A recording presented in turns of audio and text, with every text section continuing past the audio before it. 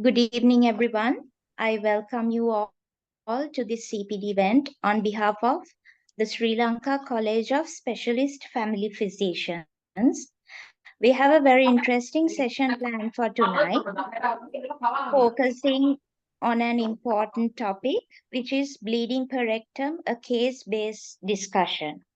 So as we begin, I'd like to remind everyone of a few housekeeping rules. Please ensure that your Zoom display name matches the name you would like on your participation certificate. Toward the end of the lecture, we'll share a link in the chat for a feedback form. Completing this form and attending the lecture for a minimum of 45 minutes are required to receive your certificate. The feedback form will include 3 multiple choice questions. Please select the correct answers using the check boxes. The correct answers and your participation certificate will be emailed to you. If you have any questions, please type them in the chat box. They will be addressed after the lecture.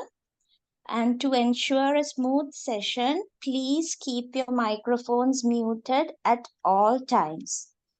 Before we dive into this topic, it's my honor to introduce our esteemed speaker for today's session, Professor Dakshita Vikramasinghe.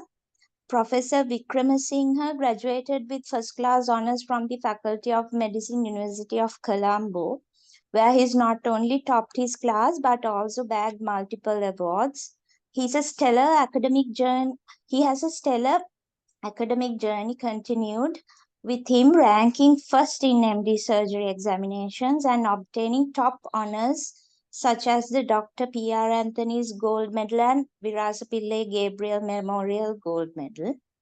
Elevated to the rank of professor in year 2023, Prof. Vikramasinghe is a distinguished consultant surgeon at the University Surgical Unit, National Hospital Colombo, and a prof in surgery at the Faculty of Medicine, University of Colombo. Without further ado, I invite Professor Dakshita Vikramasinghe to commence the lecture. So, thank you very much for that kind introduction. And apologies for getting late. I had to deal with an emergency. Can everybody hear me and can everybody see my slides? yes, sir. Okay, right. So I chose bleeding PR for the talk today because I know it is one of the common presentations that patients seek first contact doctors, and there is a huge variation in the presentation and the underlying conditions.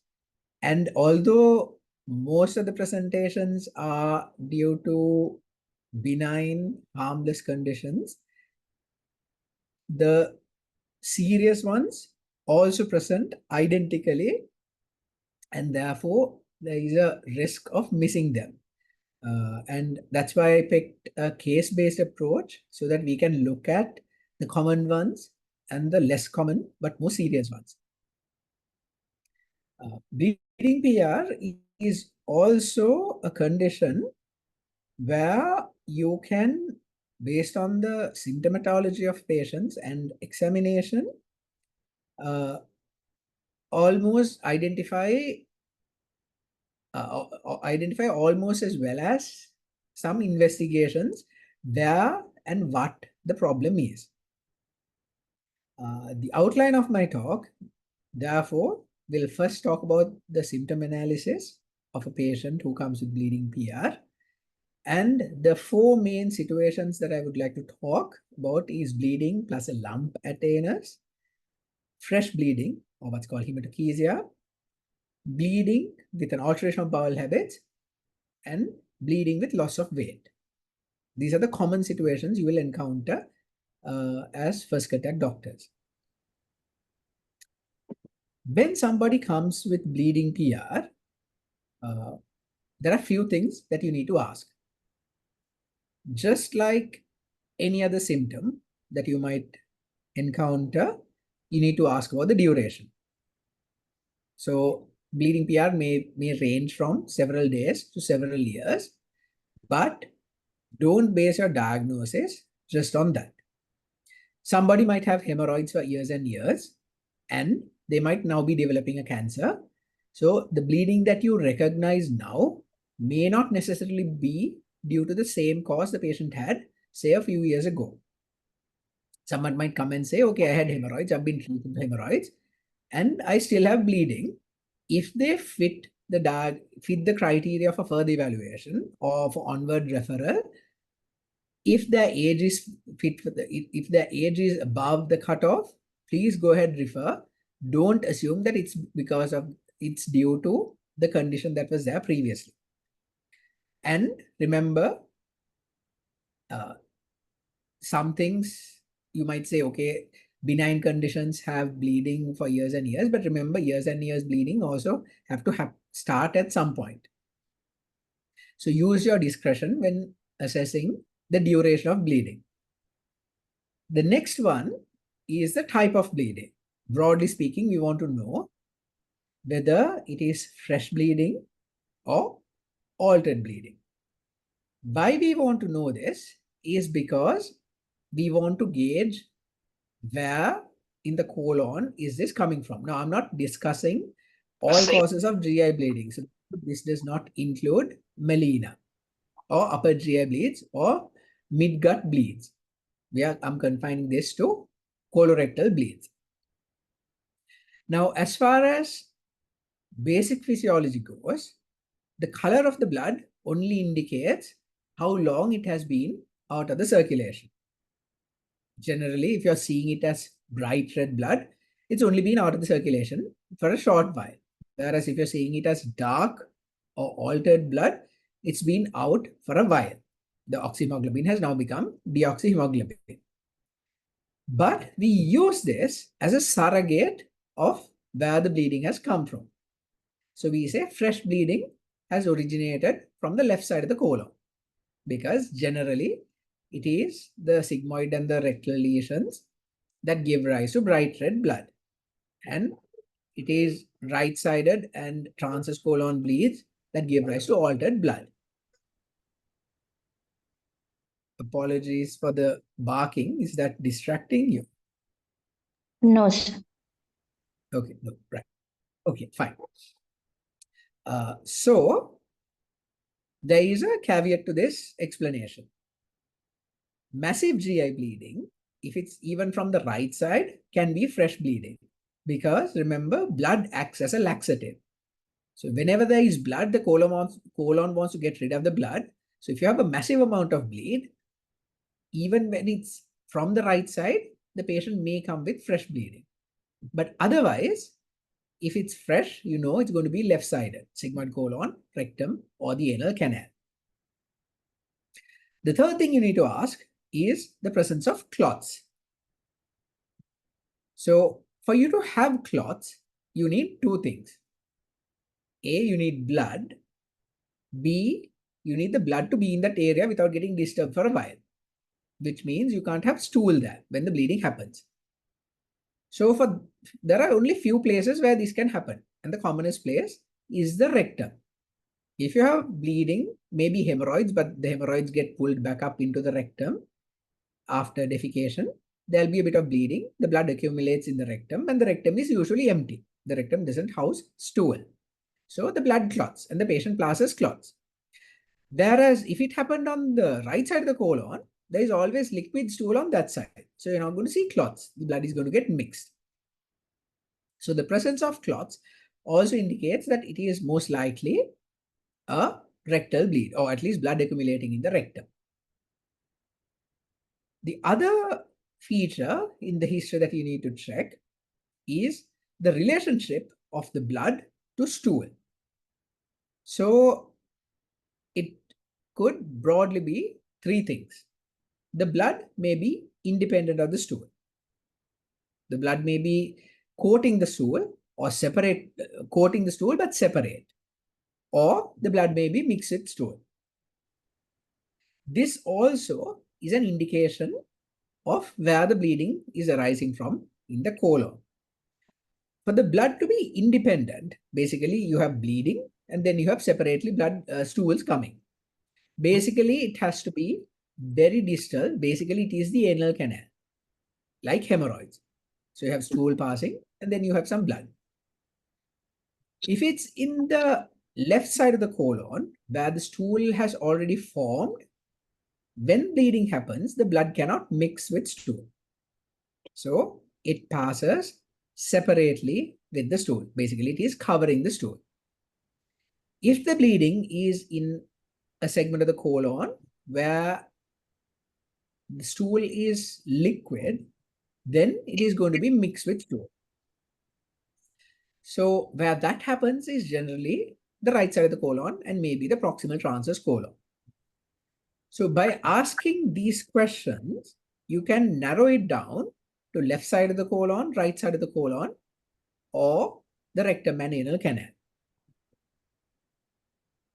So that is what you will ask when somebody will come and say they have bleeding. But your symptom analysis doesn't end there. The next one you need to ask includes associated symptoms that people with bleeding PR or colorectal conditions might get. So we will ask about alteration of bowel habits. Remember, alteration of bowel habits alone is not a symptom that you will document. You need to know whether it's a diarrhea predominant alteration or a constipation predominant alteration. That is what an alteration means. It needs to change either towards diarrhea or towards constipation. And remember, both of these could be benign or malignant. So you might have a patient with hypothyroidism, benign condition, causing constipation, causing bleeding due to hemorrhoids. Or you might get a rectosigmoid growth, which causes partial obstruction, leading constipation and bleeding. Or you could get inflammatory bowel disease, where you get a diarrhea predominant alteration and bleeding. Or you might get a villus adenoma in the rectum, which causes again a diarrheal stool and bleeding. So it can happen in both benign and malignant conditions. And these can be constipation predominant or diarrhea predominant. The next two symptoms you're going to ask are tenesmus and sensation of incomplete evacuation. These are slightly different symptoms. Tenesmus is the painful desire or the urge to defecate. The patient says, I get this intense pain when I want to go to, I want to go to the toilet, but when I go, I don't pass anything. I only pass mucus. Now, tenesmus is a rectal symptom. If somebody comes and says, I have tenesmus, you're almost guaranteed that the primary pathology is in the rectum. And the reason for tenesmus is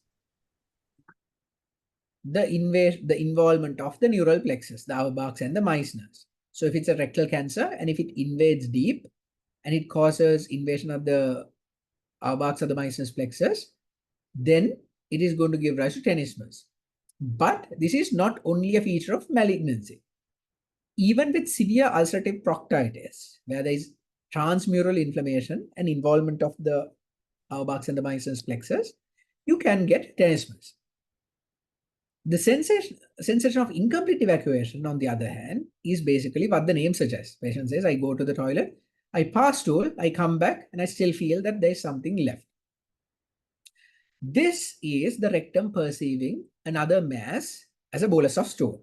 So if the patient has a large malignant mass or even a large polyp, which may be benign, but large enough for the rectum to perceive as a bolus of stool, that is what will give rise to this symptom. Because some of the symptoms, some of the diseases like malignancy, when it metastasizes, or especially in the case of the colon, ulcerative colitis and Crohn's can give rise to systemic features like loss of appetite and loss of weight. You need to ask about those things. In addition, there may be other bleeding manifestations because this is a bleeding condition. And of course, because this is a patient where you might have a malignancy, you ask about a family history of malignancy. So these are the questions that you need to ask in a patient that comes with bleeding PR. And this is what will help you to figure out what is going on.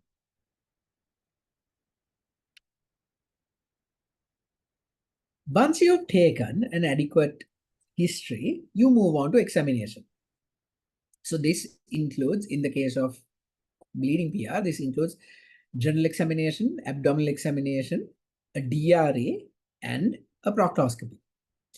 General examination could be things like pallor or other features of anemia, weight loss.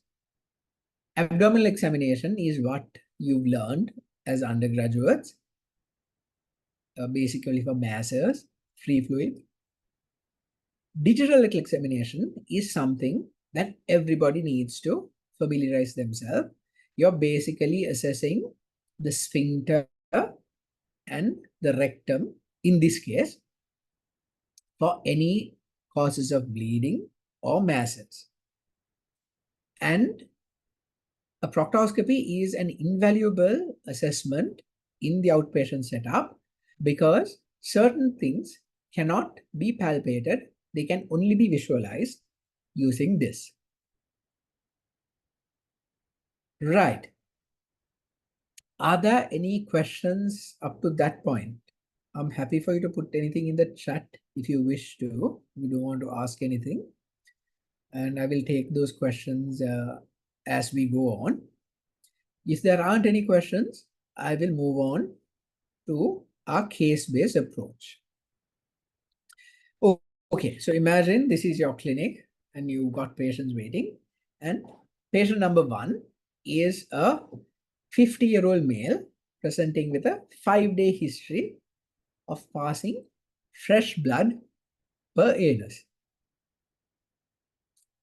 Right, so 50-year-old male, 5 days, fresh blood. He also says there are no clots, no alteration of bowel habits, no pain while defecating, and no change in his weight. So what do you do next? You examine him. You do a general examination. He looks well. He's not pale. It's only 5 days of bleeding. Abdominal examination is normal. DR is normal. So this is not an uncommon situation. So what do we do next? Like I suggested, we do a proctoscopy. Remember, hemorrhoids are venous cushions. They collapse on digital pressure. So you're not going to feel the hemorrhoidal mass unless it is thrombosed or unless there is a hematoma there. So when somebody comes and you're suspecting hemorrhoids, if your digital rectal examination is normal, don't hesitate to do a proctoscopic examination. And when you do that, this is what you're going to see. And this is something that's been taught from medical student days. Hemorrhoids have 4 grades. Grade 1 doesn't come out. 2 to 4 come out and 4 doesn't go back in even if the patient tries to push. Why do you need to know this? It's because the management of the patient depends on the grade of the hemorrhoids. Everybody requires lifestyle modification. So make sure they take at least 2 liters of water a day, adequate fiber, including fruits and vegetables. So the WHO recommendation is 35 grams of fiber, which translates into 5 servings of fruits and vegetables. Once you've tried those conservative measures, if the bleeding is not severe, if bleeding persists, then the management depends on the grade of the hemorrhoid. It's important that you as first contact doctors know these treatment options because your patients might ask, what do you think I might need? Patients are inherently scared of surgery. So if you say you need surgery, they're more likely not to come and see a surgeon than if you say, well, it depends on your grade of hemorrhoids, because early grades do not require surgery. First, grade 1, basically things that don't even come out but start bleeding, can be dealt with sclerotherapy. Basically, we inject a sclerosant. The common sclerosant is 5% phenol in olive oil, and this basically fibroses the hemorrhoid. Second degree hemorrhoids, basically the ones that come out and go back in spontaneously, can be dealt with rubber band ligation. This is basically a band that is applied to the hemorrhoid, which causes the hemorrhoid to shrink and the mucosa to fibrose. Third and fourth degree hemorrhoids require hemorrhoidectomy, but there are novel options. You can do laser hemorrhoidectomy, which doesn't have any incisions and it's essentially pain-free, or you can do a Doppler-guided ligation. It is not essential that you make this decision. Just feel free to refer them to the nearest surgeon so that they can assess and decide on the most appropriate form of treatment. Post-treatment, there are a few other things you can do to reduce the chance of hemorrhoids coming back. Remember, even if I do a 3-column hemorrhoidectomy, if the patient continues to be constipated or continues to strain, they're going to get a recurrence of the hemorrhoids. So we need to deal with that constipation. So my patients who undergo hemorrhoidectomy are mandatory on at least 3 months of laxatives, and those who can afford will be put on Daflon also. Daflon has evidence to reduce recurrence and reduce the symptoms of hemorrhoids. The problem with Daflon is it's expensive. But for those who can afford Daflon, I put them on that. Remember, hemorrhoids may be the commonest cause of painless bleeding PR, but it is not the only cause of bleeding. Things like cancer, fistula, and both, and very rarely fissures that are healing or healed, can manifest with painless bleeding. So don't attribute all bleeding to hemorrhoids. Okay. Any questions up to that point? No. Okay. Moving on to the second patient. It's a 30-year-old female complaining of painless bleeding bright red blood at defecation for 2 days. So the patient says it's a female, 30-year-old female, bright red blood for 2 days. She's been constipated for the last 5 days, and defecation is painful. She has no clots, and she has not noticed any change of weight. Her general examination is normal. Her abdominal examination is normal. So what do you do next? Do not try to do a digital rectal examination. If you do, this is what's going to happen. The patient is going to kick back because she's in a left lateral position. She's going to kick directly back towards you, and you will need to go and meet a surgeon to get treatment for your problems. What you need to do is a gentle examination of the perineum. Very gently part the anal skin, and you're going to see this anal fissure. It is basically a break in the anal mucosa. Here, this is what you're going to see.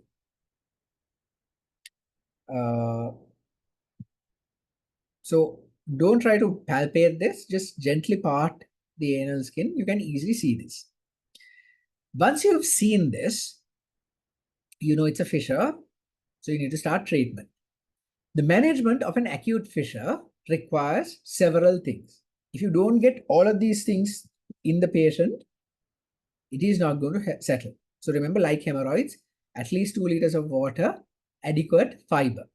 Without that, you cannot deal with constipation. Once you've done that, you also need a proper stool softener. Otherwise, the fissure is not going to heal. Sorry, your options are either lactulose or cremophene. If the patient is not diabetic, you can use lactulose. If they're diabetic, don't use lactulose. That gets their diabetic control, that affects their diabetic control. Use something like cremophene. Generally, 10 milliliters at night is enough. You don't need mega doses. I've seen patients with 30 BD, which most people won't require. You tell them, okay, take 10 milliliters at night. If not, if it's not enough, you increase it. So that is number one. Number two, you need to relieve the pain. That is going to be both oral and topical. Oral, you can use NSAIDs and paracetamol. That will deal with the inflammation in that tissue also. But you need to prescribe topical lignocaine. Prescribing alone is not enough. You need to tell the patient, you need to apply the gel 10 minutes before. It takes 10 minutes to work. And when you're applying it, you need to apply it in the anal canal and over the fissure and not on the perianal skin. Remember, lignocaine only works on where it is applied. Fissure is in the anal canal. Patient will happily rub the lignocaine around the perianal skin without any relief. So you need to tell them to do this. And you need to tell them to do it 10 minutes before going to the toilet. Then the whole reason for the fissure to not heal by itself is the spasm of the sphincter. The spasm of the sphincter does two things. A, it reduces the blood supply that goes to the mucosa and thereby delay healing. B, the spasm pulls the edges of the fissure apart, thereby also preventing healing. So you need to relieve this spasm. What I use is 2% diltiazem. It's a local manufactured product called Diltafase. You advise the patient to apply it 3 times a day.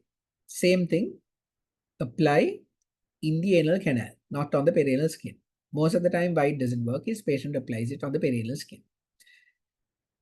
Previously, we used to use GTN, but we don't now. The common preparation that is prescribed is nitrophase. Please don't prescribe it. The problem with GTN is it relaxes the sphincter, but it moves the pain from the perianal area to the head. So patient stops using it after day 2. It gives a horrible headache. And patient is not going to use it from the second day. So what you can use is 2% diltiazem or diltafase. If the patient uses this for 4 weeks properly, it will heal up to 80% of acute fissures. 6 weeks will heal even a bit more. So you need to tell the patient, look, trust me on the treatment. Don't stop it after a week. Use it for 4 weeks and come back and see me.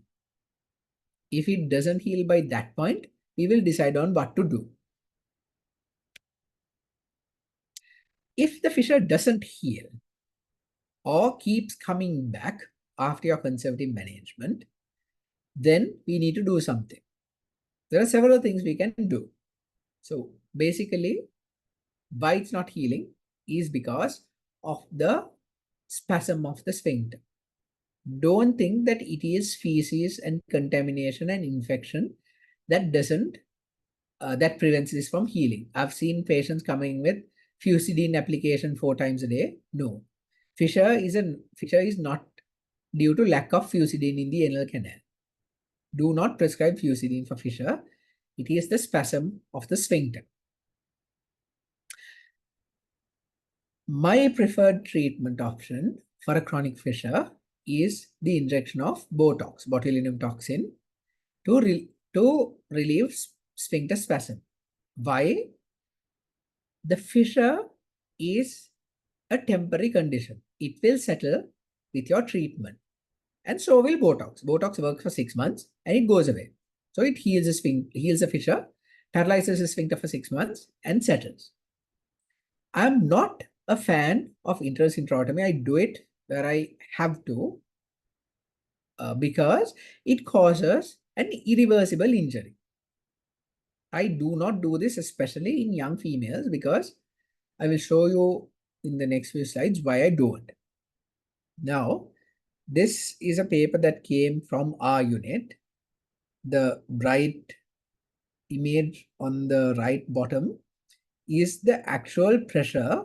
This is what a typical Asian female anal sphincter looks like. Now, everybody thinks the anal sphincter is a nice long cylinder. It is not. It is like a cone. So, you see, your sphincter is not a cylinder, it is a cone. Now, this is anterior. So, this is anterior and this is posterior. Okay. So, once what lateral sphincterotomy does is it cuts the sphincter at 3 o'clock up to this level. Okay. Now that you've done that, the sphincter, this part doesn't work.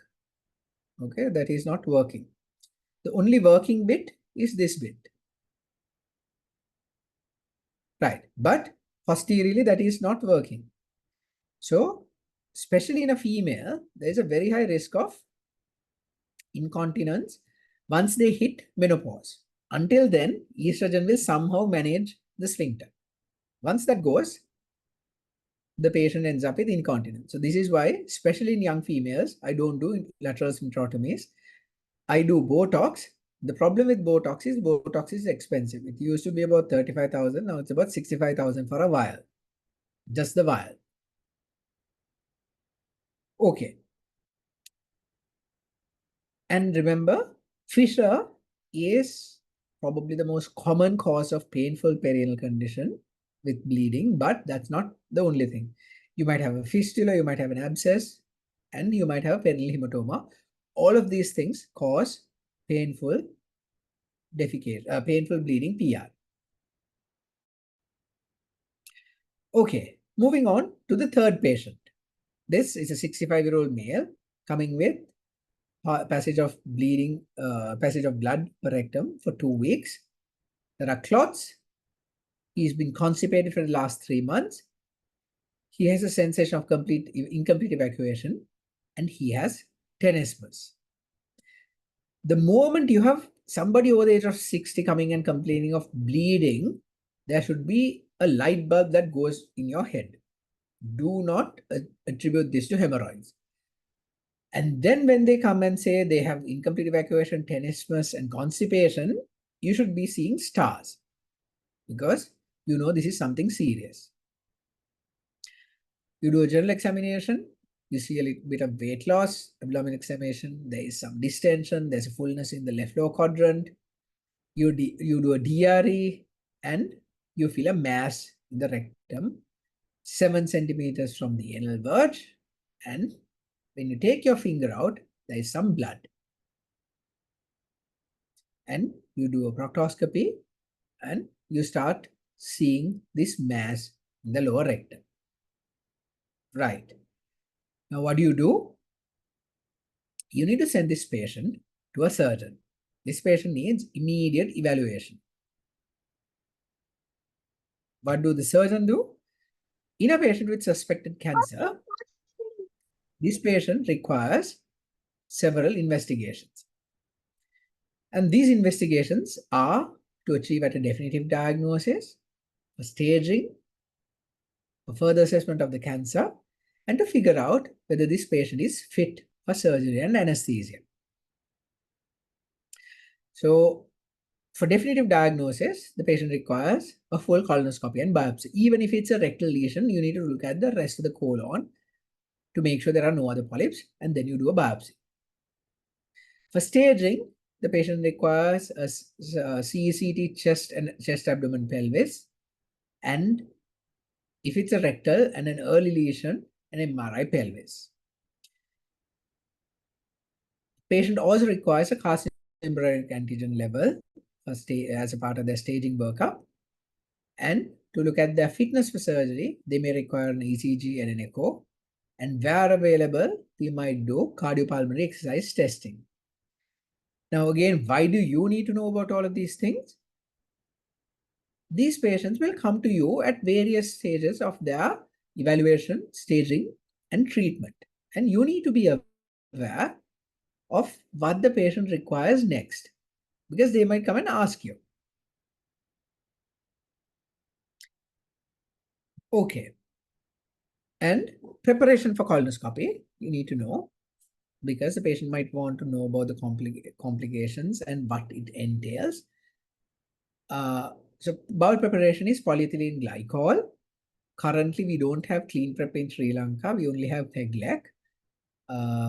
Different surgeons prefer different regimes.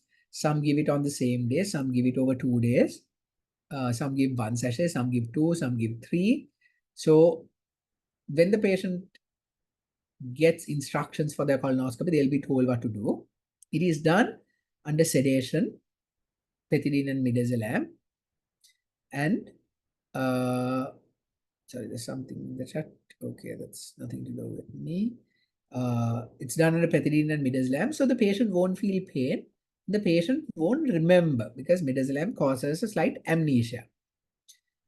If there is an incomplete colonoscopy for whatever reason, the patient either requires a colonoscopy on another day, or a CT virtual colonoscopy, or a barium enema. Okay. Contrast enhanced CTs, the contrast is iodine based. We do chest, abdomen, pelvis. Chest to look at lung mets, abdomen and pelvis to look at the colon. We're looking at the level and the size of the tumor, whether it's infiltrating to surrounding organs, whether there are mets to the liver, lungs, vertebrae, and whether if it's obstructing, if there are any upstream changes. The common side effects and complications of a contrast enhanced CT include allergy to the contrast medium and exposure to radiation. Remember, it is about 400 chest x-rays. So it is not something that you should take lightly. This is a patient. Obviously, there is a stoma here. That's a stoma. Here you can see there is thickening of the colon. The normal colon wall is not this thick, and it is invading the anterior abdominal wall here. This is a liver of a patient with a colorectal malignancy. This is the color of the normal liver. This is the portal venous phase. It is bright white. This is a metastasis. All these dark areas are metastasis. Metastases are dark because they are perfused by the hepatic artery, whereas majority of the liver is perfused by the portal vein. So definitive surgery for colorectal cancer is, definitive treatment for colorectal cancer is surgery, but in selected situations, we might go ahead with non-operative treatment. Chemoradiotherapy is almost in all patients an essential component. In rectal cancer, they require neoadjuvant therapy. In colon and rectal cancer, they may require adjuvant therapy, meaning after surgery. Rectal cancer, there is almost always neoadjuvant or before surgery chemoradiotherapy. Most patients with colorectal cancer only require either may not require a stoma or require a temporary stoma. They don't require stomas long term. This is something you need to tell them. Most people default treatment because they're afraid they'll require a lifelong stoma, and that is not the case for a majority of your patients. You need to tell them this. Follow-up after colorectal cancer surgery is for 5 years. If the patient doesn't have a recurrence at 5 years, we consider them cured. They're not going to get a cancer because of the original cancer again. The first 2 years, it's more frequent, generally every 3 months. The next 3 years is less frequent, generally it's every 6 months. The components of the follow-up includes clinical assessment, colonoscopy, CT, and CEA. Right. Patient number 4 is a 24-year-old female coming with passage of altered blood with which is mixed with stool. Bowels are diarrhea predominant alteration of bowel habits. She has had a weight loss of 10 kilos over the last 3 months. She also has a poor appetite and colicky abdominal pain. Examination reveals a pale patient with some loss of weight. The abdomen is scaphoid and there is a tenderness in the right lower quadrant. You do a digital rectal examination. There is erythema and evidence of a fissure. So you're suspecting IBD. You do a colonoscopy. So the definitive diagnosis comes from colonoscopy and segmental biopsy. We need to know whether it's right colonic involvement, left colonic involvement, rectal involvement, or pancolonic. In somebody with Crohn's, fecal calprotectin is a very useful investigation in both diagnosis and in assessment of response to treatment. MRI enteroclysis is our investigation of choice for small bowel involvement because you cannot assess the small bowel in Crohn's disease with any other investigation. MRI shows thickening in edema, etc. So depending on the patient's condition, we will do an MRI as well. Treatment for IBD, remember, relies on 2 things: achieving remission and maintaining remission. That is all you want to do. How you do it will depend on a number of things. Achieving remission is usually with steroids if it's moderate or severe, or if it's mild with immunomodulators like azathioprine. If it's very severe, we might try biological therapy like infliximab for induction of remission. Once remission is achieved, you need to maintain remission. You don't use steroids for that because it has steroid side effects. So you use immunomodulators or biological therapy. Surgery is not first line except in a few selected situations. In Crohn's disease, if there is structuring disease, the patient will require surgery. There is no alternative. We also use surgery as an option when there is poor response to medical treatment or side effect of medical treatment. Remember, there are other causes of bleeding as well. I haven't dealt with fistula in ano, diverticular disease, prolapse, or polyps. But if you have any specific questions related to this, we can address them in the discussion. So coming back to the summary of clinical assessment, remember the symptom analysis, nature of the bleeding, clots, whether it's mixed with stool, and alteration of bowel habits, tenesmus, incomplete evacuation. Don't forget to ask red flag signs, loss of appetite, loss of weight, family history. Talk about risk factors, family history, smoking, previous polyps, IBD. And your examination includes general assessment, abdominal examination, DRE to assess the anal canal and the rectum, and proctoscopy. Investigations of a patient includes endoscopy, which may be fleximosic bronchoscopy or colonoscopy, depending on the suspected involvement of the disease. Imaging with CT or MRI. Ultrasound doesn't really give us any information as far as bowel is concerned. Biochemistry may be fecal to look at calprotectin or blood to look at carcinomembryonic antigen. And that brings me to the end of my presentation. if there are any questions, please feel free to ask them or put them in the chat. Thank you.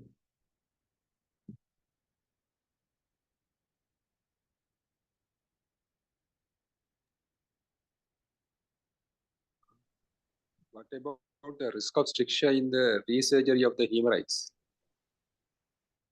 Okay, so hemorrhoids done properly has very little risk of stricturing, because we are always aware of the risk of stricturing.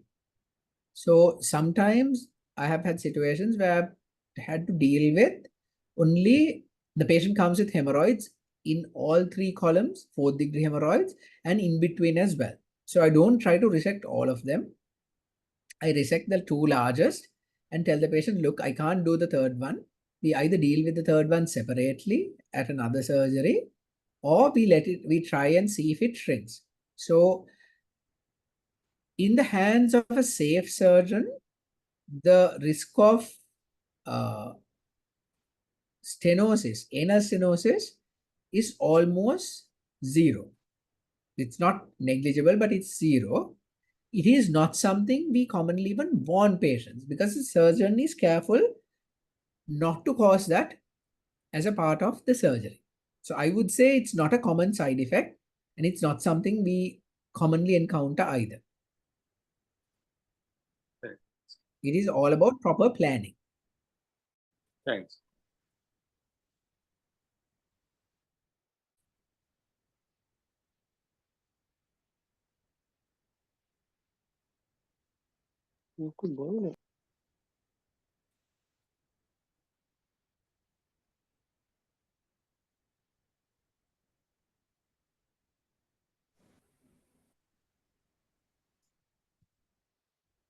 Okay, so in the absence of questions, I think we can wind up. Sir, I need to ask you something. Yes.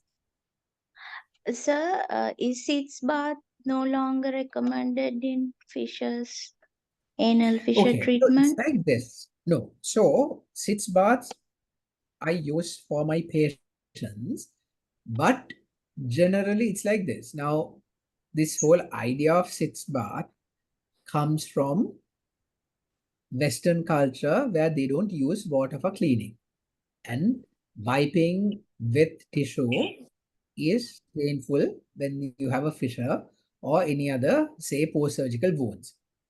So first of all, in our setup where the majority uses water to clean, sitz bath is not essential.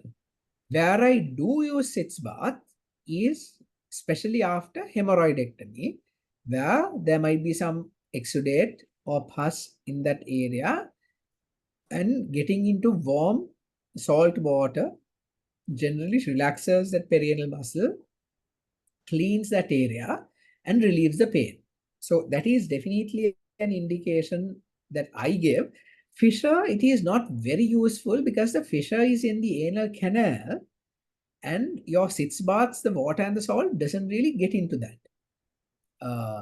So I don't generally recommend. The other place where sitz baths is useful is when somebody has prolapse hemorrhoids and it is painful. So that water sometimes relieves the pain. So there is no harm in recommending sitz baths. It doesn't do any harm. And if the patient finds it helps with their symptoms, they can definitely do it multiple times a day. That is my take on sitz baths. What is the maximum dose of midazolam we can give? Sorry, yes. Yes, Somebody I was want to, going to yeah. read that. Oh, sorry, yeah. So the maximum dose of midazolam, generally midazolam we can give 50, generally what we use is half dose. Giving 25 is more than enough. Sclerotherapy for hemorrhoids safe during pregnancy. It's like this. Most things during pregnancy we try to avoid because it is secondary to the constipation, hormonal changes, and the pressure on the veins in the third trimester. Wherever possible, we avoid intervening. if the patient has hemorrhoids, we tell them to get it sorted out before pregnancy. If it happens during the pregnancy, we try laxatives and see if it settles. In my experience, most of these, especially the ones that pop out in the third trimester, settle once they have delivered. So I say, okay, you deliver, come back after 6 weeks post delivery. If they're there, then we will do something. Otherwise, no. I don't think there's a contraindication, especially 5% phenol, to give during pregnancy, but most of the time you don't need to. It just settles.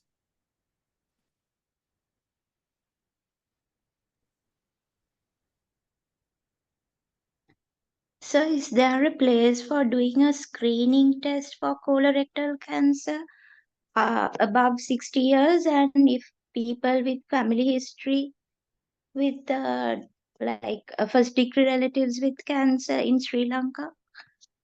Okay, so first, short answer, we don't have a national screening program. What we do is opportunistic screening. Whenever somebody comes with a symptom that is suggestive, we offer them colonoscopy. Family history, if somebody has a family member first degree less than the age of 60, that is significant.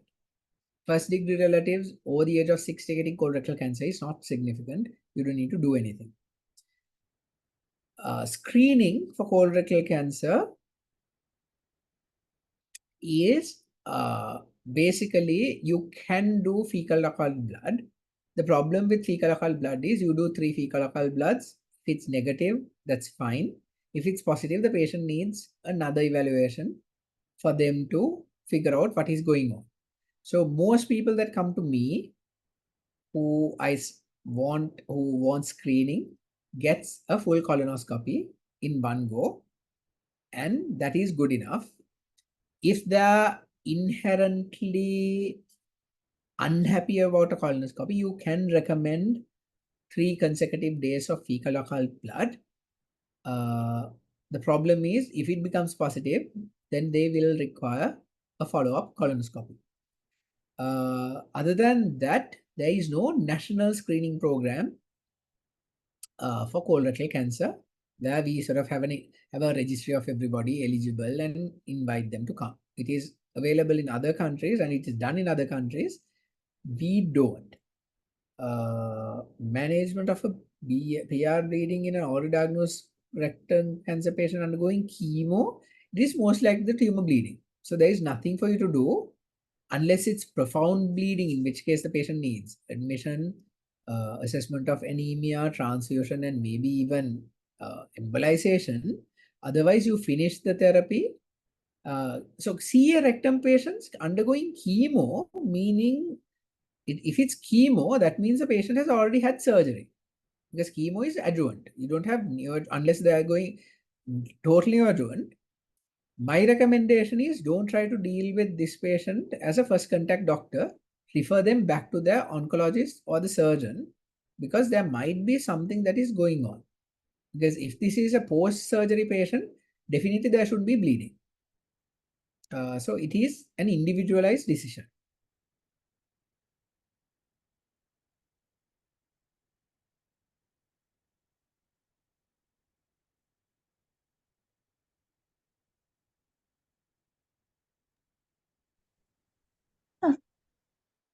So seems like there aren't any more questions. Yes. Uh, Okay. no, Ask another. patients being managed in the cancer ward. Yes. So that decision has to be taken by the surgeon that is going to deal with the cancer. It might be a lot of things. It might be radiation proctitis. It might be the cancer bleeding. It might be just hemorrhoids that has nothing to do with the cancer. So better get the surgeon to decide. Okay. Yes, I think that's the end of the questions. So, thank you very much, sir, for your time and sharing your expertise with us today. And thank you everyone for joining us today. I would like to invite everyone for our next CPD event on the 29th August, which is focusing on the common neonatal presentations in primary care. So we'll meet in another CPD event in the future. Thank you very much, sir. With that, we'll wrap up the today's session. Thank you. Good night.